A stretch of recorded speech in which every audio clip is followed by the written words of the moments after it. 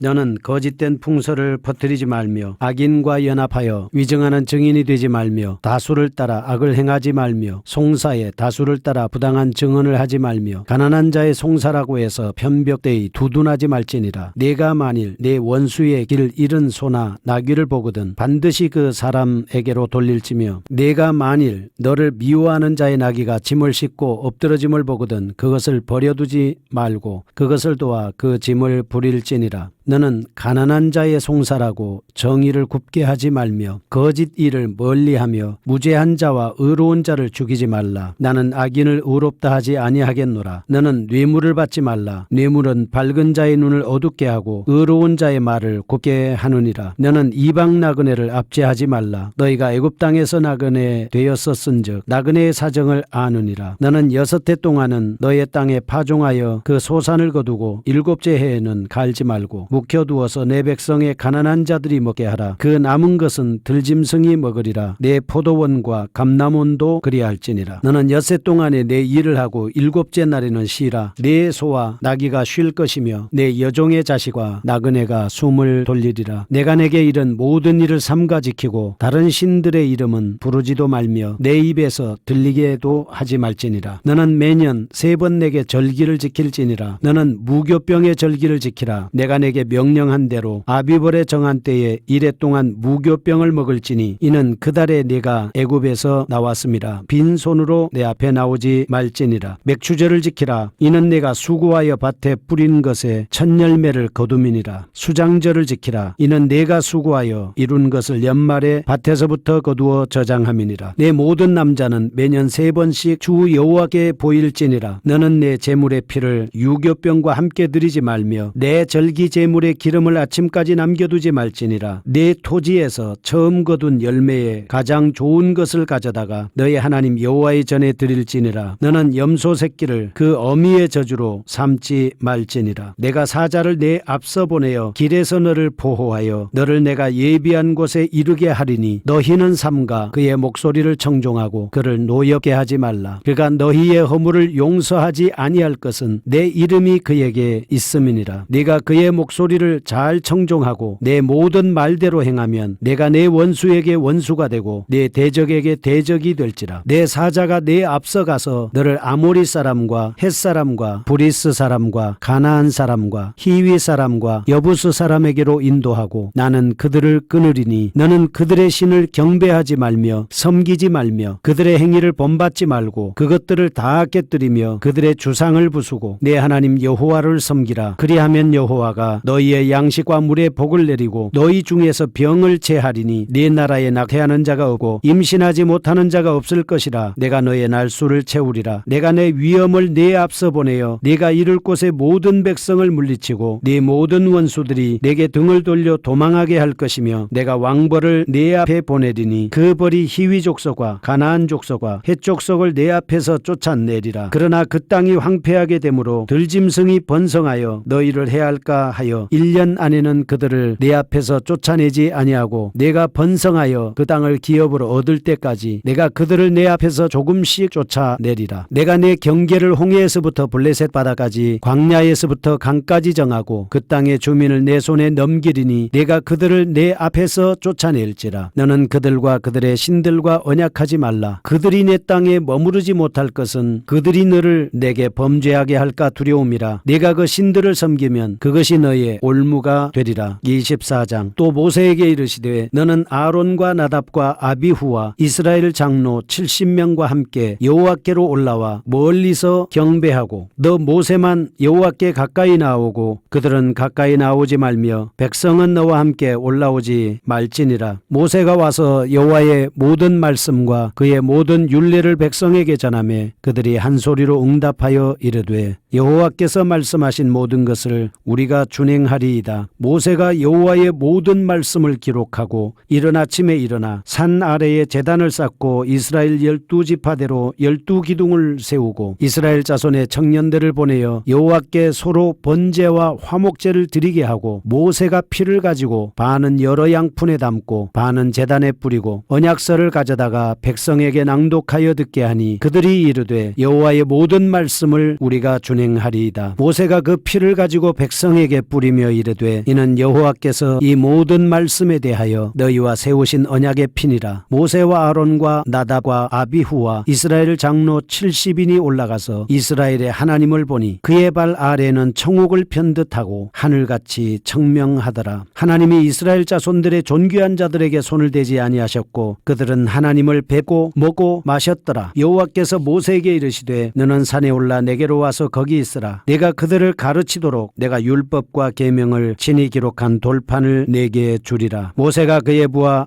여호수아와 함께 일어나 모세가 하나님의 산으로 올라가며 장로들에게 이르되 너희는 여기서 우리가 너희에게로 돌아오기까지 기다리라. 아론과 훌이 너희와 함께 하리니 무릇 일이 있는 자는 그들에게로 나아갈지니라 하고 모세가 산에 오르매 구름이 산을 가리며 여호와의 영광이 시내산 위에 머무르고 구름이 엿새 동안 산을 가리더니 일곱째 날에 여호와께서 구름 가운데서 모세를 부르시니라. 산 위에 여호와의 영광이 이스라엘 자손의 눈에 맹렬한 불같이 보였고 모세는 구름 속으로 들어가서 산 위에 올랐으며 모세가 40일 40야를 산에 있으니라. 아멘. 출애굽기 23장 말씀입니다. 재판과 안식과 절기에 관한 법을 말씀하고 있습니다. 공정한 재판에 관해서 이렇게 말합니다. 공정하게 재판하여 애매히 고난이나 피해를 보지 않도록 하라. 이렇게 말씀을 합니다.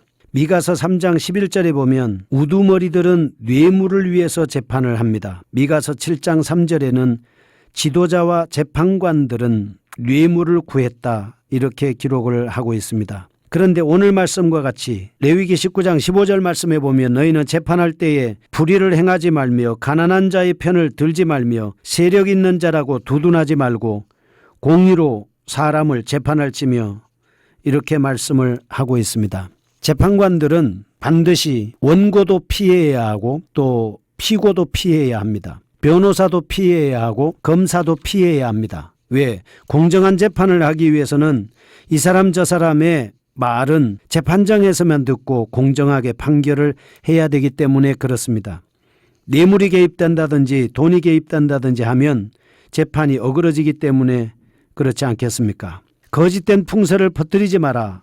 악인과 연합하여 위증하지 말고 다수를 따라 악행하지 말며 부정한 증언을 금지하고 가난한 자의 송사라고 두둔하지 말고 정직하게 법을 집행하라. 증인도 그렇게 해라 라고 말씀을 하고 있습니다. 공정한 사회의 기틀은 공정한 재판에서부터 비롯된다 이렇게 볼 수가 있습니다. 원수의 기리는 소나 나귀를 주인에게 돌려주라 이렇게 말씀합니다. 미워하는 자의 나귀도 도와주라고 합니다. 사람은 미워할지라도 나귀는 미워하면 안 되지 않겠습니까? 사회 정의에 관한 법에 대해서는 가난한 자의 송사도 정의롭게 하고 거짓을 멀리하고 무죄한 자와 의로운 자를 죽이지 말라 이렇게 말씀을 하고 있습니다. 이렇게 해서 뇌물을 받지 말고 이방 나그네들을 잘 대접하라. 너희도 애굽의 나그네였었다 이렇게 말씀을 합니다. 출애굽기 22장 21절에 보면 너는 이방 나그네를 압제하지 말며 그들을 학대하지 말라. 너희도 애굽 땅에서 나그네 되었었습니다. 이렇게 말씀을 하시죠. 동일한 말씀이 신명기 10장 19절 말씀에 보면 너희는 나그네를 사랑하라 이렇게 말씀합니다. 압제하지 말라는 차원을 넘어서서 나그네를 사랑하라 하는 것이죠. 전에 너희도 애굽에서 나그네가 되었기 때문이다. 이렇게 볼 수 있습니다. 우리가 성경에 보면 나그네를 대접하는 사람들이 있습니다. 아브라함이 그랬습니다. 롯이 그랬습니다.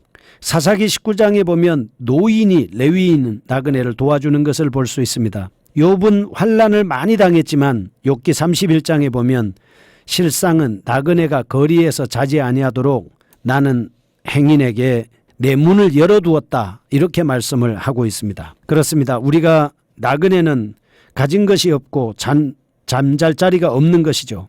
나그네 인생에 예수님은 도움을 받지를 못했습니다. 그래서 마국간에서 태어나게 된 것입니다. 오늘 우리는 나그네 인생입니다. 여러분과 제가 나그네와 함께 할 수 있는 우리가 되어야 되겠습니다.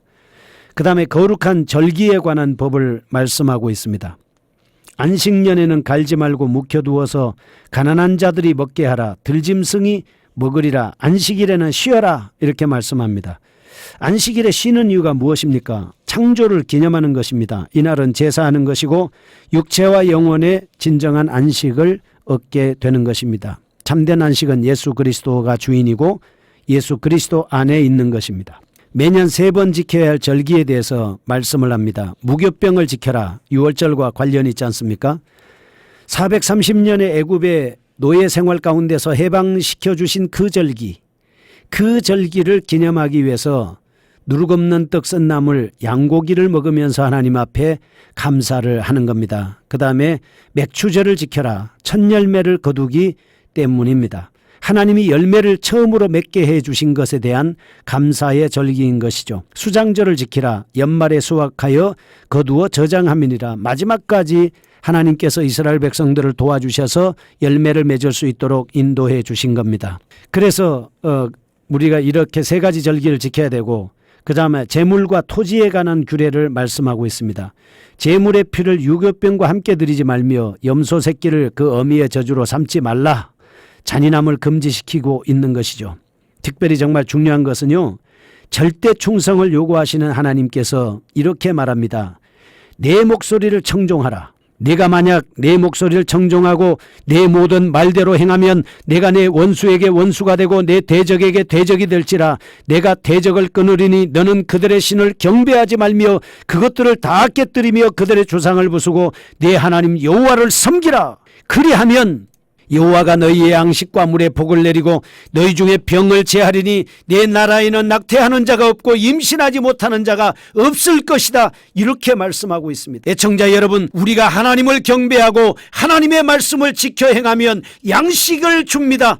물에 복을 줍니다. 병을 제하여 줍니다. 낙태하는 자가 없습니다. 임시 하지 못하는 자가 없을 것이다. 번성과 창대와 그리고 땅의 충만함과 정복과 이 모든 복을 우리에게 허락해 주신다 약속하고 있습니다.